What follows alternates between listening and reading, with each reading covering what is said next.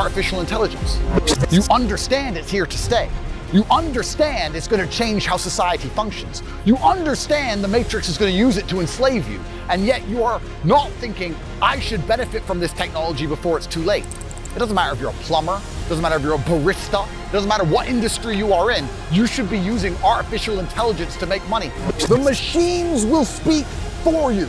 They will produce content for you. The machines will work for you so you can have money, and you're yet to utilize this disruptive technology. What more could you possibly be hoping for?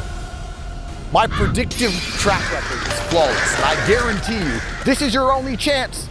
For the next 30 years, your only shot is going to be AI. What else do you expect to come? What else do you expect to happen to society, which is going to be as disruptive and as invasive and pervasive? It's here, and it's going to affect every single facet of your life, and it has not crossed your mind